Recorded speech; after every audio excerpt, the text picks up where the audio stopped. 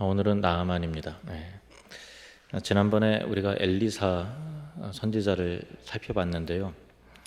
북이스라엘의 가장 능력에 또 유명한 그 선지자인 엘리야 선지자의 이제 후계자로서 그 엘리사가 등극을 하게 되고요. 엘리야의 갑절의 성령의 역사를, 갑절의 영감을 구함으로 그 선지자의 장자적 그 계승을 엘리사가 이루게 되고 실제로 굉장히 많은 그 사역들을 감당하게 됩니다. 정말 탁월한 선지자였죠. 그의 그 사역의 스토리 가운데 절대로 빼놓을 수 없는 특별한 그 인물이 나아만 장군 이야기입니다. 그가 엘리사에게 나아가서 요단강 물에 몸을 7번 담금으로 그가 걸려 있었던 그 나병이 깨끗하게 고침을 받고 또 오직 하나님만을 섬기겠다고 결단하여 돌아간 사건은 굉장히 참 우리에게 신선한 믿음의 충격을 주는 참 귀한 그 사건이죠. 오늘은 그 나아만을 좀 살펴보려고 하는데요. 나아만은 아람국의 군대를 총지휘하는 군대 장관이었어요.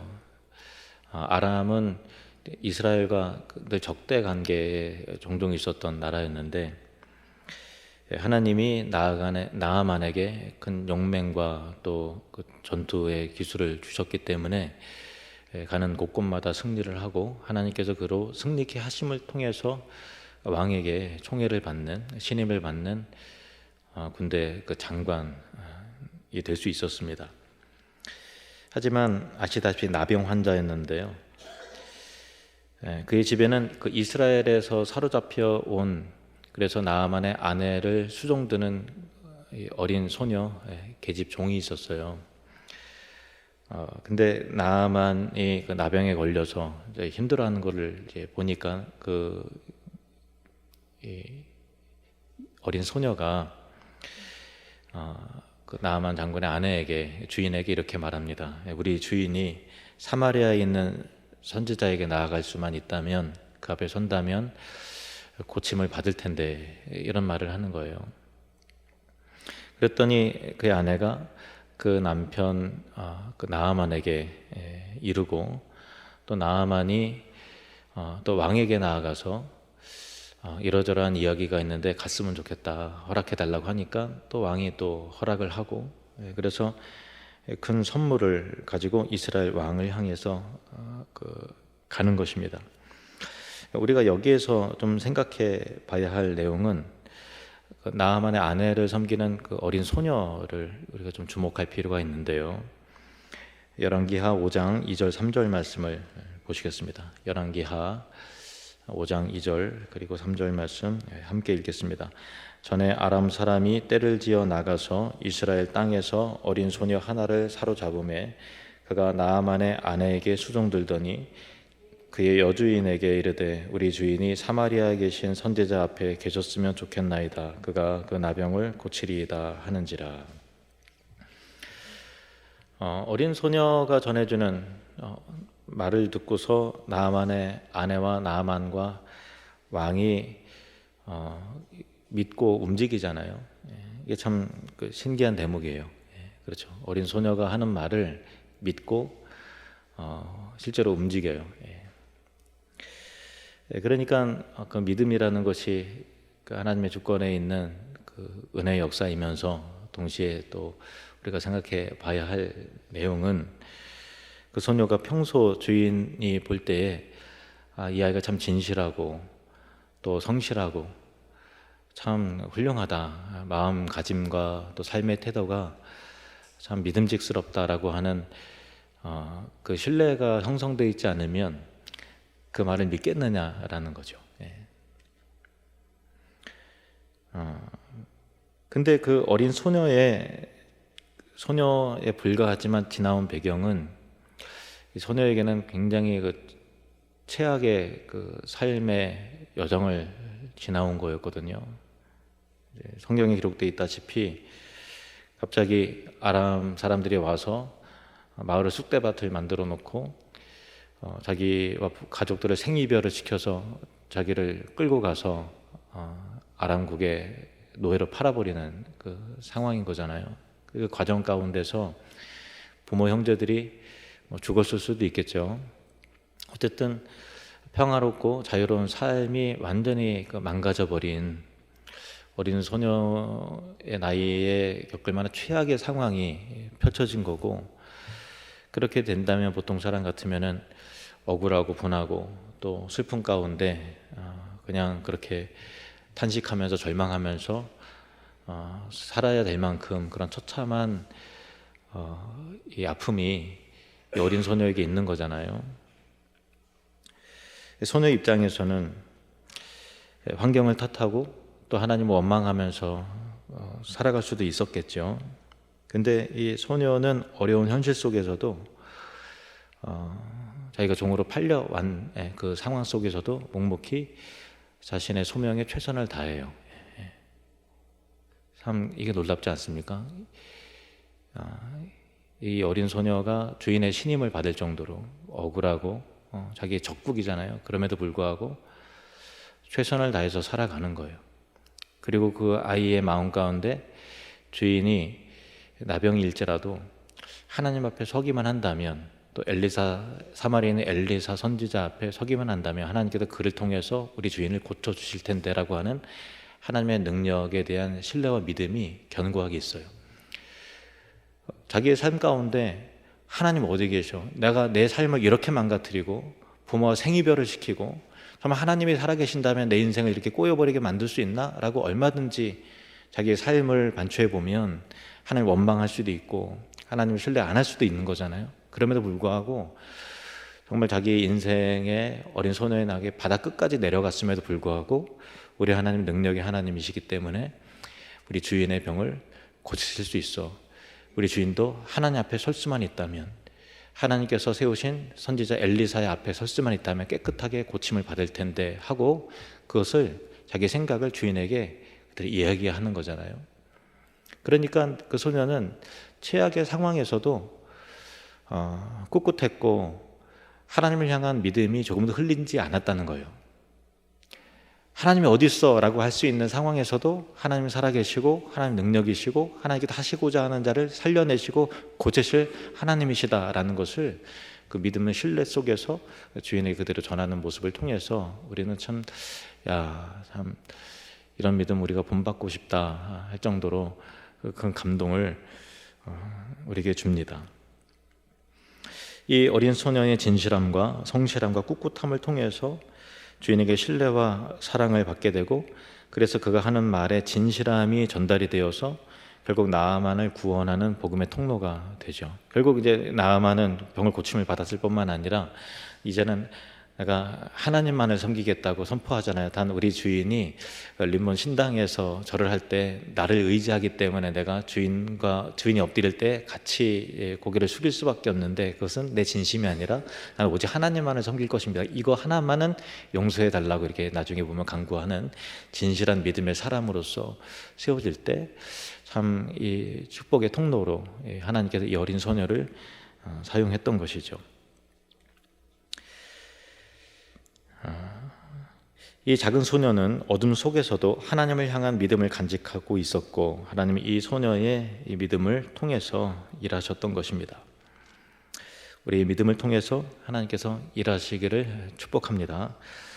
나아만이 왕에게 나아가서 이제 자초지종을 얘기합니다. 또 하나님께서 또 일을 하시니까 왕의 마음 가운데 허락을 해요. 왜냐하면 적국이기 때문에 어딜 가냐. 참 그게 어떤 선지자가 고친다는 게 말이 되냐 이렇게 할 수 있을지도 모르겠지만은 어린 소녀가 너에게 이렇게 말을 했고 내가 그래서 갔으면 좋겠습니다 라고 할 때 가라 라고 하면서 친서를 써서 많은 선물을 금은보화의 선물을 안겨주고서 떠나라고 그러죠.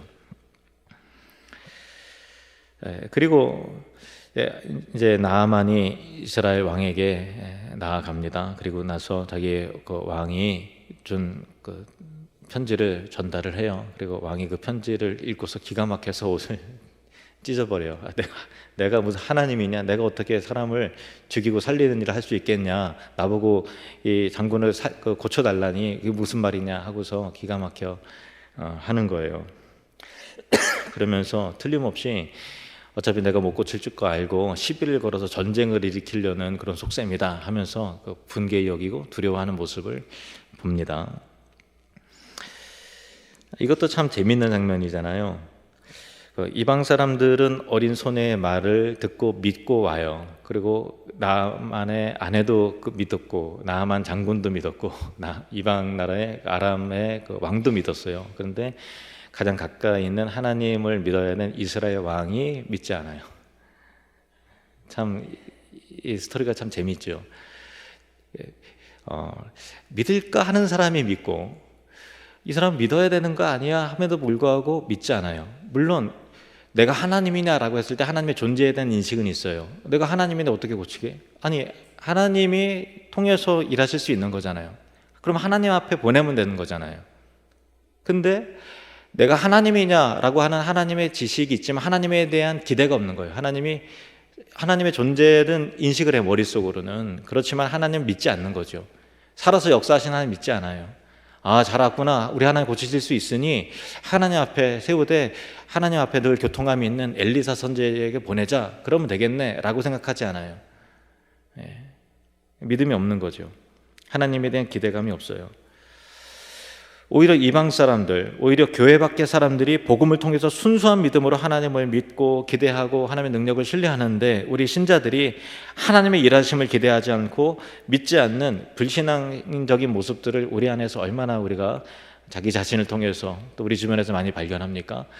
오히려 안 믿는 것 같은 사람들이 믿고 순수한 믿음으로 하나님을 찬양하고 예배하는데, 나름대로 믿음의 삶을 난 10수년 해왔다, 20, 30년 해왔다라고 잘못하는 사람들이 하나님을 믿어요. 하나님은 죽이기도 살리신다 하지만 오늘도 살아서 역사하실 그 하나님을 기대하지 않는다라는 거예요.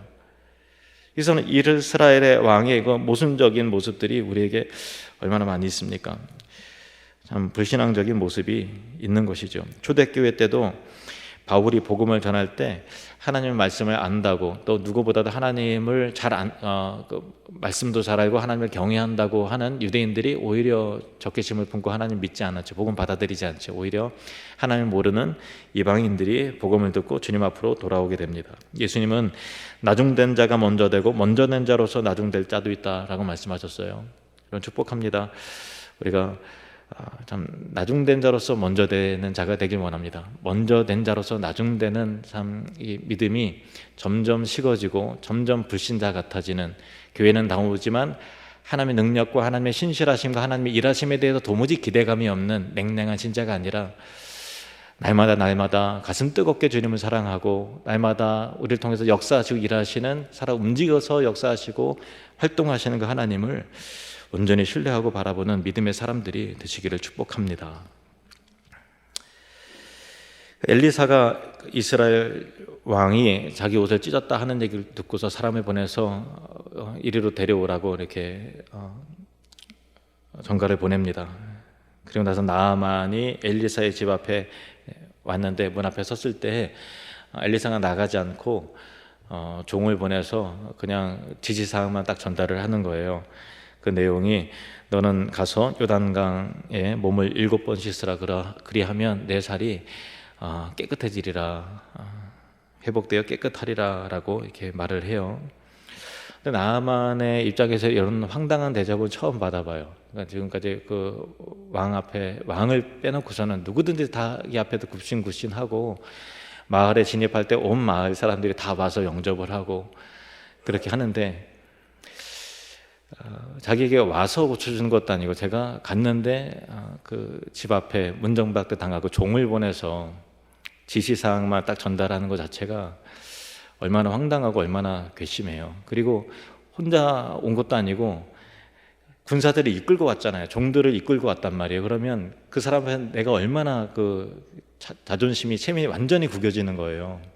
그러니까 나아만이 막 화내갖고 뒤돌아서 그냥 나가는 것도 이해는 돼요. 나라도 그랬을 것 같다. 얼마나 좀 쪽팔리고 얼마나 민망하고, 사람들 보기에 완전히 그렇잖아요. 그래서 우리 아람에 있는 강이 이 요단강보다 훨씬 더 깨끗하지 않냐, 차라리 거기서 내가 몸을 담그는 게 훨씬 더 낫겠지 않냐, 나는 그가 직접 와서 내 아픈 부위에 손을 흔들면서 하나님의 이름을 부르면서 열심히 최선을 다해서 정성스럽게 고칠 줄 알았는데 뭐야 이거 그냥 요단강물에 몸을 일곱 번 담그라, 그것도 직접 와서 말한 것도 아니고 종을 와서 시킨다고? 이런 모멸감을 내가 처음 느낀다 하고서 가는 거예요. 그때 종들이 말하기를, 장군님, 선지자가 당신에게 큰일을 행하라 말했다면 얼마든지 행하지 않았겠습니까?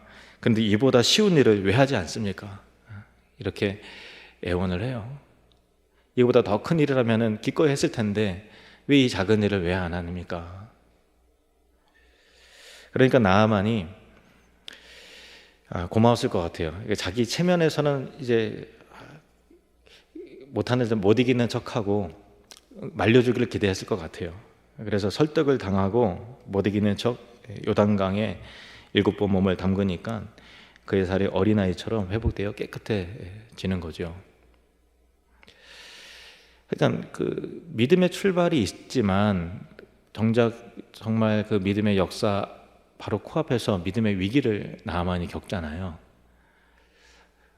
우리도 마찬가지예요. 우리가 믿음의 삶을 살아가고 조금만 더 가면 되는데 갑자기 믿음을 확 흔드는 시험될 만한 상황이 자존심 완전히 뭉개버리고 또 마음 가운데 근심과 두려움으로 인해서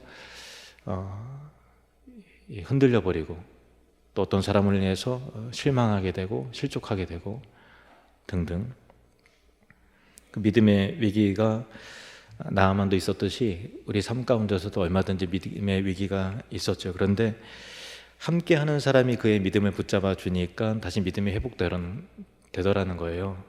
정말 중요한 게 뭐냐면 믿음의 사람과 함께하는 게 정말 중요해요. 혼자서는 못 가요. 근데 믿음의 사람과 함께라면 그 사람이 붙잡아주고 그 사람이 격려해주고 또 기도해주고 응원해주고, 그건 아니지, 당신 그렇게 하면 안 돼, 하나님 앞에서 그렇게 하면 안 되지, 이렇게 이야기를 해주고. 그래서 함께하는 사람이 중요하죠. 그래서 우리가 인격적으로 함께하는 이 교회가, 공동체가 소중한 것이고, 또 깊게 또 이 코이노니아, 그 사귐을, 그리스도 안에서의 친밀한 사귐의 은혜를 누리는 소그룹이 굉장히 중요해요. 소그룹으로 그냥 묶여져 있다고 다 되는 게 아니라 서로 믿음을 확인해주고 점검해주고 응원해주고 격려해주고 이끌어주는 믿음의 공동체가 있다는 것이 굉장히 큰 은혜이고 축복입니다. 근데 만약에 나만 혼자 믿음에 있었고 그 주변에 있는 사람이 그러게 말입니다, 그냥 가지 마시고 저 선지자 그냥 확 죽여버려요, 지금 이렇게 우리 장군님을 어떻게 이렇게 합니까, 내가 다 화가 납니다, 막 이렇게 옆에서 막 옳은 말 하듯이 부채질하고 그랬으면은 그냥 확 죽여버릴까? 그럴 수 있는 거잖아요. 같이 붕괴히 여기면서 우리 장군님을 말이야 그러면서 같이 그럴 수 있는 거잖아요. 근데 나아만의 옆에 있는 사람들이 지혜자가 있었고 참 좋은 인격의 사람이 있었고 현명한 사람이 있었다는 게 얼마나 큰 다행인지 몰라요. 그러니까 믿음 생활을 정말 잘 하려면 내 주위에 있는 사람들을 정말 지혜로운 사람, 감사의 사람, 은혜의 사람, 믿음의 사람들이 사이에 내가 들어가 있어야 돼요. 그래서 여러분, 정말 여러분의 주변에 있는 사람들이 하나님의 사람들이 있게 되기를 주님의 축복합니다. 감사의 사람, 은혜의 사람, 또 하나님만을 신뢰하는 사람, 내가 흔들릴 때 나를 붙잡아 줄 수 있는 사람, 내가 정말 믿음이 흔들리고 절망했을 때 신실하신 하나님을 다시 한번 바라보게 할 수 있는 그 신실한 믿음의 사람들이 여러분 주변에, 여러분 공동체 안에, 또 여러분의 인맥 안에 있게 되기를 주님의 이름으로 축복합니다. 그리고 저와 여러분이 또한 흔들리는 믿음의 사람들을, 흔들리는 사람이 옆에 있을 때 그 믿음을 붙잡아주고 또 격려하면서 믿음을 회복할 수 있도록 돕는 그런 그 사랑의 사람, 좋은 인격의 사람, 그런 참 그 은혜가 있기를 주님의 이름으로 축복합니다.